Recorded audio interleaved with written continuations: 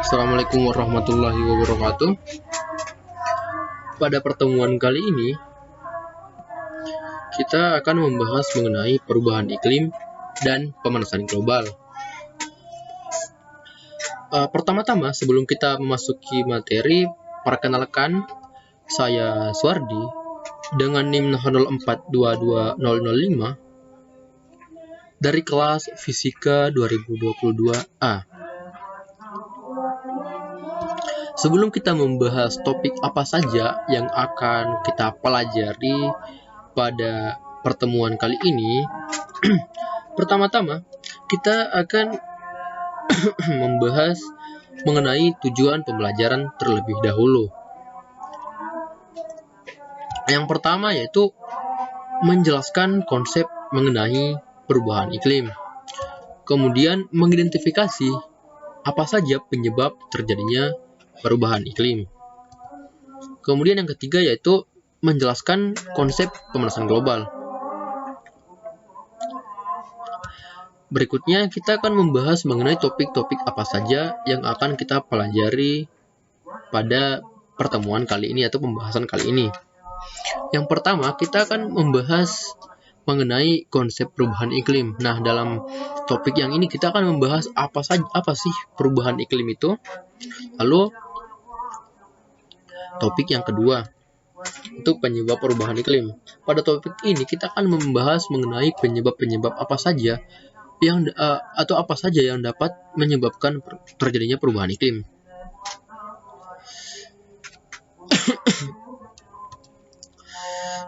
Lalu topik yang ketiga yaitu dampak perubahan iklim. Nah, untuk topik yang ini kita akan membahas mengenai dampak apa saja yang disebabkan oleh perubahan iklim, atau apa sih dampak perubahan iklim itu. Kemudian yang ketiga kita akan membahas mengenai kelompok yang paling rentan terdampak perubahan iklim.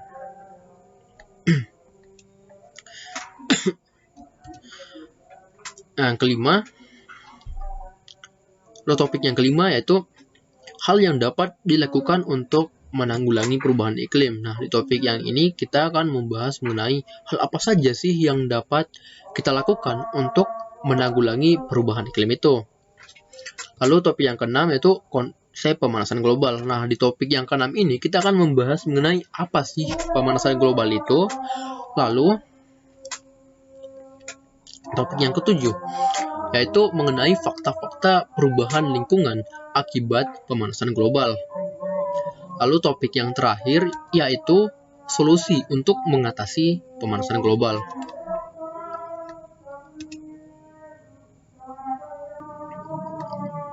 Nah, untuk topik yang pertama kita akan membahas mengenai konsep perubahan iklim. Sebelum kita masuk ke dalam materi mengenai konsep perubahan iklim, tentu kita akan mempertanyakan terlebih dahulu apa sih perubahan iklim itu. Nah, perubahan iklim itu sendiri adalah perubahan pola dan intensitas unsur iklim dalam periode waktu yang sangat lama.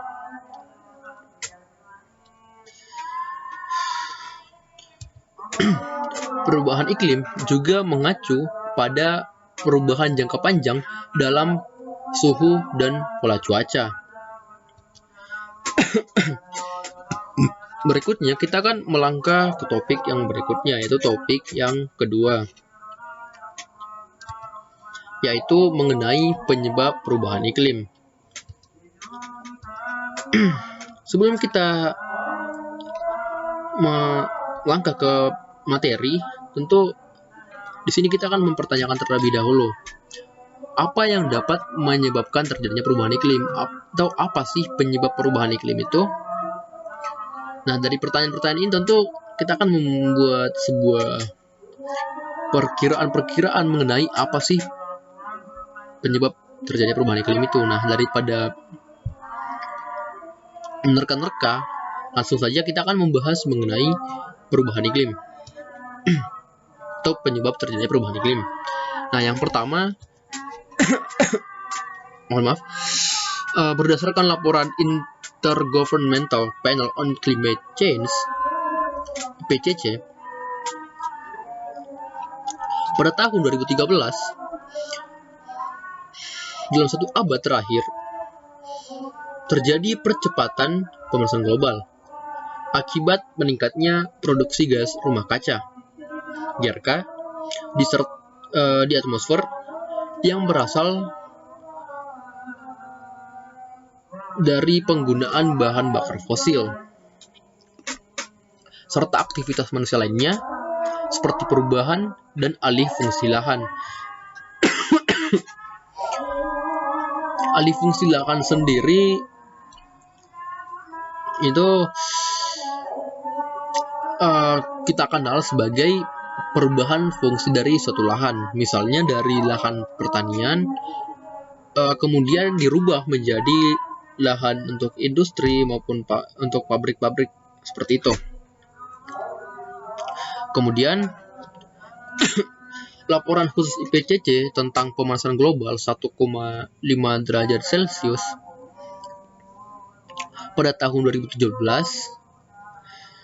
menyatakan bahwa suhu bumi saat ini telah meningkat sekitar 1 derajat Celcius dibandingkan pada masa pra-industri atau masa sebelum industri.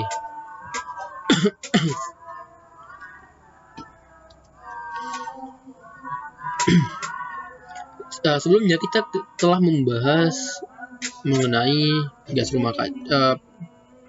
Penyebab perubahan iklim itu salah satunya adalah gas rumah kaca, atau salah satu penyebab terjadinya perubahan iklim itu peningkatan gas rumah kaca di atmosfer. Nah, pada slide yang ini kita akan membahas mengenai gas rumah kaca.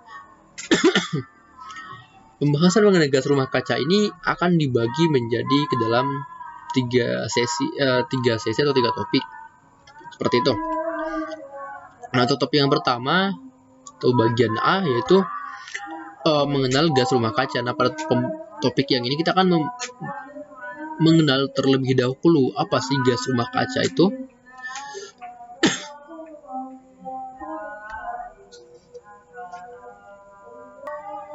Kemudian yang kedua, kita akan membahas mengenai jenis-jenis gas rumah kaca, atau apa sih jenis-jenis gas rumah kaca yang terdapat di atmosfer itu. Nah, kemudian yang terakhir itu sumber utama gas rumah kaca. Jadi gas rumah kaca ini bersumber dari mana? Nah, itu yang kita bahas pada topik yang pada bagian C ini. Kemudian pertama-tama kita akan membahas mengenai perkenalan mengenai gas rumah kaca atau mengenal gas rumah kaca.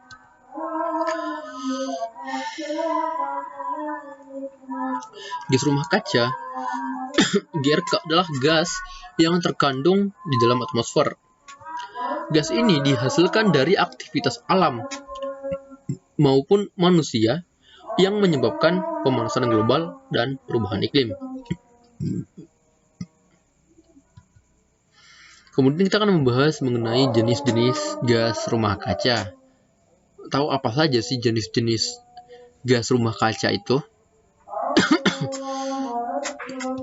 Nah, menurut Konvensi Perserikatan Bangsa-Bangsa (PBB) tentang kerangka kerja perubahan iklim atau United Nations Framework Convention on Climate Change (UNFCCC), terdapat 6 jenis GRK yang dapat menimbulkan pemanasan global, yaitu 1. Karbon dioksida (CO2).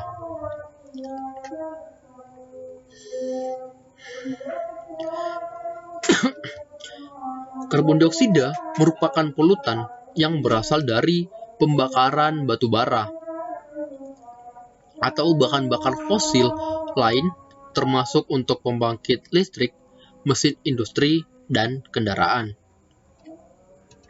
Kemudian itu metana. Metana adalah GRK yang biasanya diproduksi dari proses pembusukan sampah dan aktivitas manusia di sektor pertanian dan peternakan. Hewan-hewan ternak seperti sapi, babi, dan domba menghasilkan metana dari proses pencernaan yang mereka lakukan. Metana ini dilepaskan melalui proses pembuangan gas pada hewan, atau bahasa umumnya kita kenal sebagai kentut. Ada seperti itu. Kemudian yang jenis yang ketiga yaitu nitrat oksida N2O. Nitrat oksida merupakan emisi yang banyak berasal dari aktivitas pertanian, penggunaan lahan, industri, pembakaran bahan bakar fosil, dan produksi limbah padat. Di sektor pertanian, khususnya, kegiatan yang paling banyak menghasilkan nitrat oksida adalah penggunaan pupuk sintesis.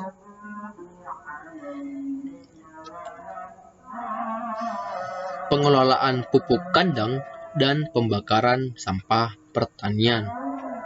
Kemudian yang keempat. Nah, yang keempat ini itu adalah penggabungan dari 3 jenis gas rumah kaca atau GRK, yaitu hidrofluorokarbon HFCS, perfluorokarbon PFCS, dan sulfur heksafluorida SF6.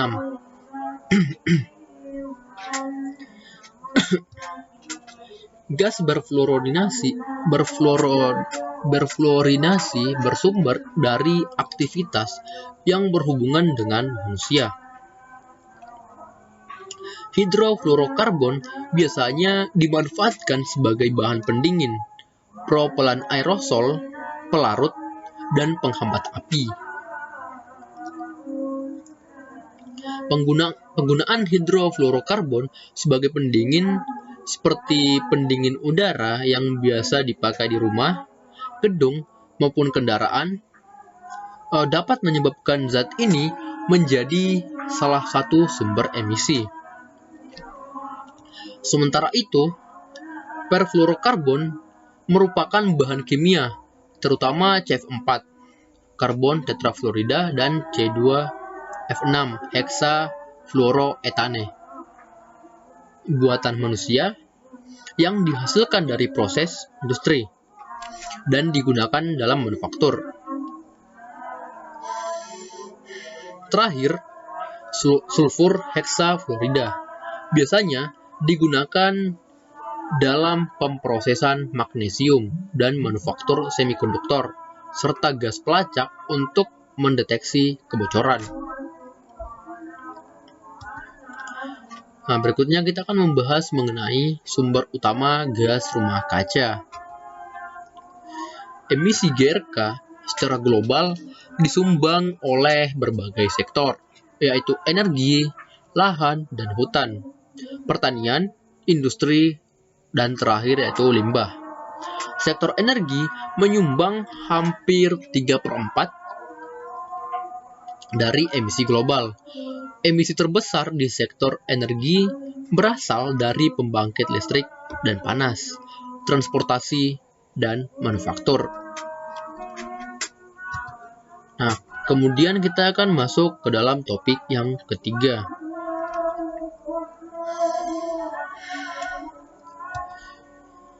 Topik yang ketiga, kita akan membahas mengenai dampak perubahan iklim. Nah, seperti pada topik yang sebelumnya, kita akan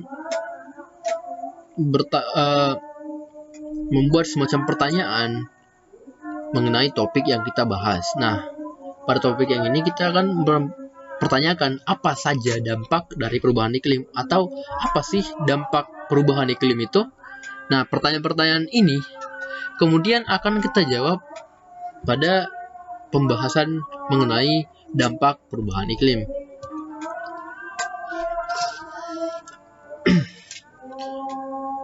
Dampak perubahan iklim yang pertama adalah terjadi di sektor kelautan atau pada bidang kelautan, di mana menurut laporan khusus IPCC tentang pemanasan global 1,5 derajat Celcius mengungkap bahwa lapisan permukaan atas lautan dengan kedalaman 0 sampai dengan 700 meter telah mengalami peningkatan suhu. Selain itu, permukaan 3 cekungan samudra juga menghangat selama periode 1950 sampai dengan 2016, masing-masing sebesar 0,11 derajat Celcius, 0,07 derajat Celcius, dan 0,05 derajat Celcius per dekade untuk Samudra Hindia, Atlantik, dan Pasifik. Kemudian sektor yang kedua yaitu pertanian.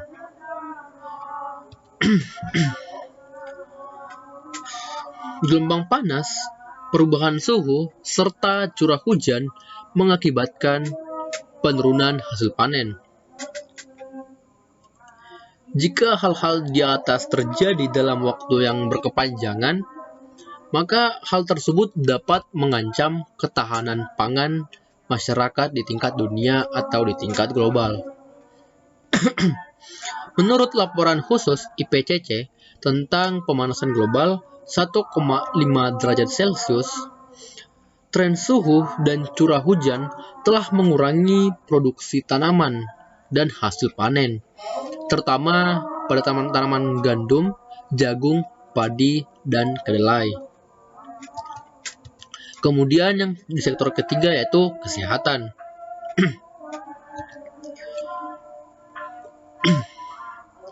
Ternyata perubahan iklim juga berdampak pada sektor kesehatan. Nah, kesehatan masyarakat merupakan hal lain yang terpengaruh oleh perubahan iklim, baik secara langsung maupun tidak langsung. Berdasarkan laporan khusus IPCC tentang pemanasan global 1,5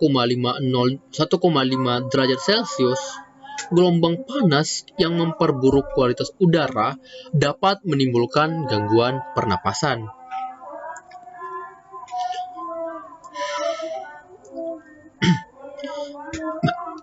Kemudian topik yang keempat yaitu ekosistem, sektor yang keempat yaitu ekosistem.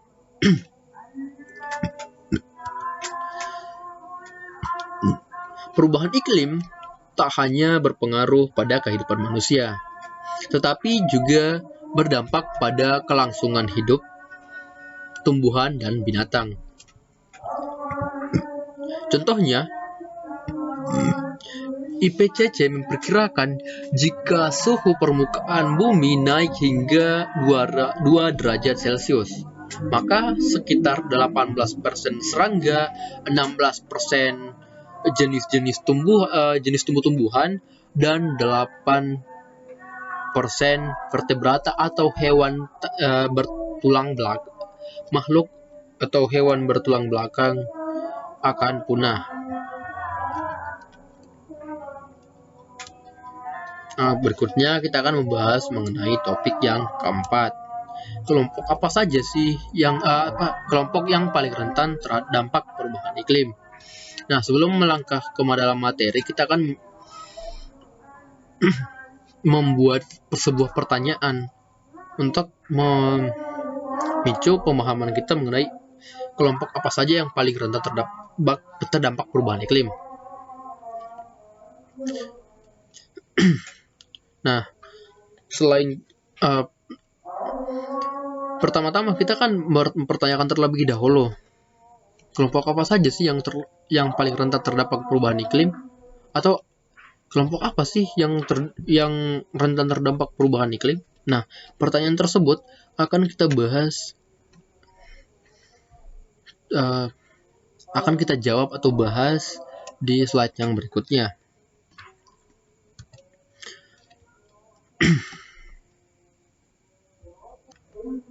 Nah, kelompok yang paling rentan terdampak perubahan iklim yang pertama yaitu perempuan. Saat terjadi bencana akibat perubahan iklim, perempuan menjadi salah satu kelompok yang paling rentan. Apalagi jika para perempuan ini memiliki keterbatasan ekonomi dan mengemban peran ganda di keluarga. Peran ganda baik sebagai pengasuh maupun sebagai penyedia kebutuhan rumah tangga seperti makanan, air, bahkan bahan bakar. Ketika terjadi kekeringan berkepanjangan misalnya, perempuan harus berusaha lebih keras demi memperoleh makanan dan menempuh perjalanan lebih jauh untuk mendapatkan air. Kasus ini dapat terjadi pada sebuah desa atau mungkin sebuah rumah yang tidak memiliki sumur atau mungkin sumber air mereka itu sedang buruk akibat kekeringan yang jangka panjang seperti air pump yang tidak mengalir dan lain-lain seperti itu. Nah, selain itu, menurut Perserikatan Bangsa-Bangsa PBB, 80% orang yang mengungsi akibat perubahan iklim merupakan perempuan. Sayangnya,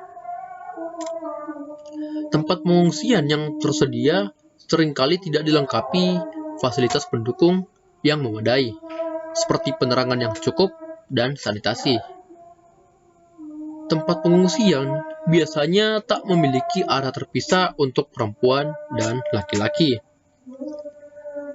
Kondisi itu meningkatkan potensi terjadinya kekerasan terhadap perempuan. Hak kesehatan termasuk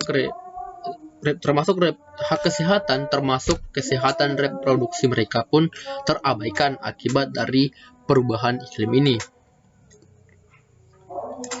Nah, terlepas dari kerentanannya itu, perempuan ternyata memiliki peran yang signifikan dan potensi yang besar untuk menjadi agen perubahan dalam aksi pengendalian perubahan iklim. Nah, berdasarkan data UNFCCC, hampir 43% petani di negara berkembang adalah perempuan. Jika mendapat kesempatan yang sama dengan laki-laki dalam mengakses teknologi dan sumber daya, perempuan dapat meningkatkan produksi pertanian hingga 20 sampai dengan 30%. Hasil pertanian negara pun bisa naik 2,4 hingga 4%. Belum lagi, pencapaian perempuan di sektor pertanian dapat berkontribusi mengurangi kelaparan dunia atau kelaparan global sampai dengan atau hingga 12 sampai 17%. Kemudian, kelompok yang paling rentan terdampak perubahan iklim yang berikutnya adalah anak-anak. Menurut United Nations Children Fund UNICEF, organisasi PBB yang bergerak di bidang kesejahteraan anak, di dalam dokumen kajiannya yang berjudul The Climate Crisis in a Child Crisis pada tahun 2021 menyebutkan bahwa kurangnya akses anak ke hal-hal dasar seperti pelayanan kesehatan, gizi, pendidikan, dan perlindungan sosial menjadikan mereka sangat rentan terhadap perubahan iklim dibandingkan dengan para orang dewasa. UNICEF bahkan mengungkap secara fisik anak kurang mampu menahan dan bertahan dari bencana seperti banjir, kekeringan, cuaca buruk, dan gelombang panas.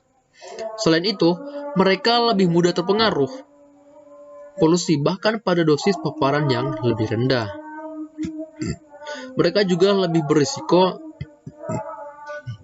meninggal dari penyakit yang mungkin diperburuk oleh perubahan iklim, seperti malaria dan demam berdarah yang disebabkan oleh nyamuk demam berdarah. Nah, untuk menanggulangi persoalan tersebut, UNICEF menilai penting untuk memberikan pemahaman kepada setiap anak tentang perubahan iklim. dampaknya, serta bagaimana mereka dapat mempersiapkan diri dan beradaptasi. UNICEF berpendapat hal itu dapat dilakukan dengan memasukkan isu mengenai perubahan iklim ke dalam kurikulum sekolah. Tanpa pendidikan mengenai perubahan iklim yang baik, anak-anak akan kesulitan untuk memahami cara-cara terbaik yang bisa mereka lakukan untuk menghadapi perubahan iklim. Terutama pada era digital, di mana beragam informasi yang keliru atau bersifat hoax, dalam tanda kutip, soal atau mengenai perubahan iklim dapat mudah ditemukan. Nah, untuk kelompok yang paling rentan terdampak perubahan iklim yang ketiga yaitu masyarakat adat. Masyarakat adat hidup bersama dan dari alam. Masyarakat adat memiliki peran penting dan kontribusi yang signifikan dalam menjaga hutan dan lingkungan. Namun, keberadaan mereka justru terpinggirkan, terutama pada masa pembangunan saat ini. Parahnya lagi, perubahan iklim yang berdampak pada lingkungan turut mempengaruhi kelangsungan dan keberlanjutan hidup masyarakat adat. Terdapat beberapa contoh global kasus atau mengenai kasus masyarakat adat yang terkena dampak perubahan iklim. Nah, yang pertama yaitu di daratan tinggi Himalaya, mencairnya gletser berdampak pada hilangnya sumber air bersih masyarakat lokal setempat untuk jangka waktu yang panjang. Nah, kemudian di Amazon, deforestasi, fragmentasi, dan kebakaran hutan yang berujung pada kekeringan membuat sebagian besar masyarakat setempat kehilangan mata pencarian.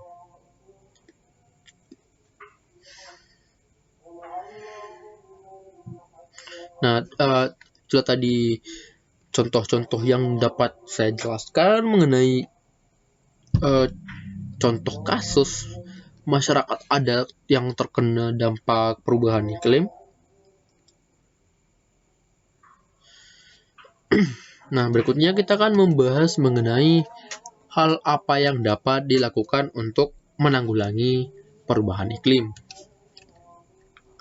Nah, sebelum kita lanjut ke topik, tentu akan muncul atau akan timbul sebuah pertanyaan atau mungkin beberapa pertanyaan. Nah, seperti hal apa saja yang dapat dilakukan untuk menanggulangi perubahan iklim.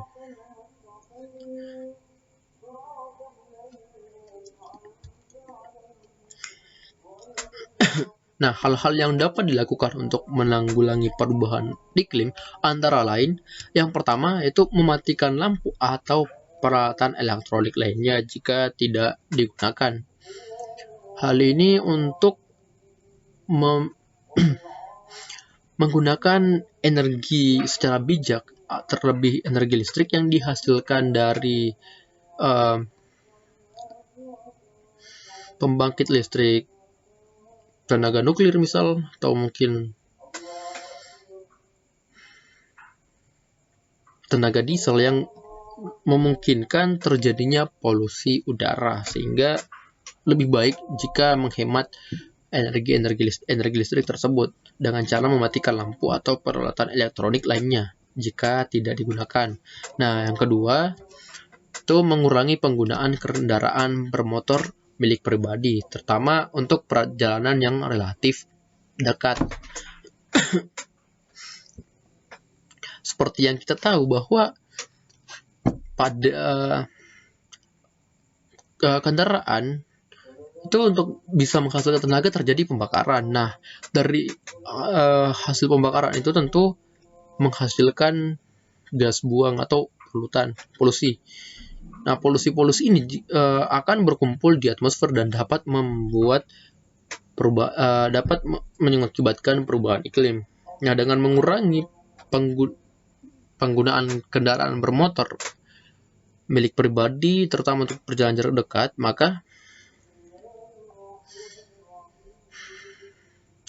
polusi yang dihasilkan oleh kendaraan akan berkurang dan tentu akan mengurangi kecepatan perubahan iklim atau memperlambat terjadinya perubahan iklim, seperti itu.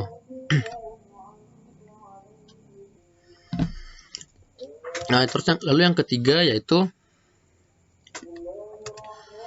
mengurangi produksi sampah organik.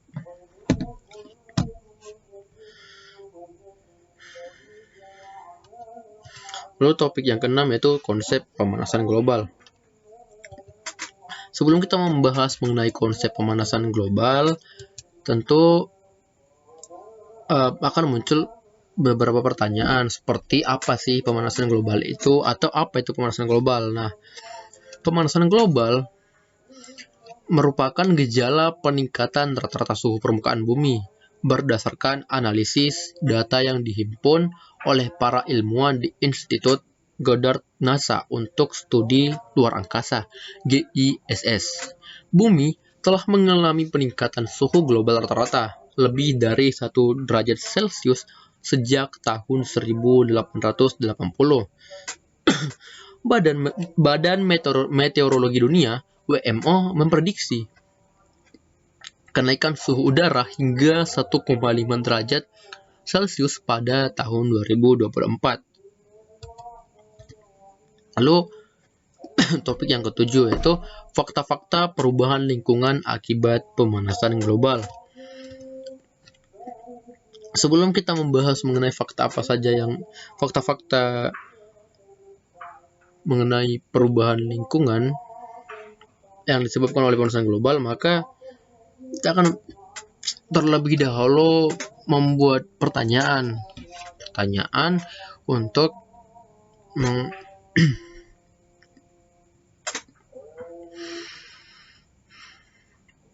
untuk mencari tahu sejauh mana pemahaman kita mengenai fakta-fakta apa saja yang dapat membuktikan bahwa perubahan lingkungan dapat disebabkan oleh pemanasan global. Nah, contohnya itu fakta apa saja sih yang dapat membuktikan bahwa perubahan lingkungan dapat disebabkan oleh pemanasan global. Nah, untuk menjawab pertanyaan tersebut, maka pada saat berikutnya kita akan membahas mengenai fakta-fakta perubahan lingkungan akibat pemanasan global. Nah, fakta-fakta perubahan lingkungan akibat pemanasan global yang pertama yaitu peningkatan suhu permukaan air laut. Kemudian menghilangnya salju abadi di pegunungan Puncak Jaya, Papua. Lalu yang ketiga yaitu mencairnya es di kutub. Yang keempat, kenaikan permukaan air laut. Lalu yang kelima, El Nino dan La Nina. Lalu kita akan masuk pada topik yang terakhir, yaitu solusi untuk mengatasi pemanasan global. Sebelum kita membahas mengenai solusi untuk mengatasi pemanasan global, tentu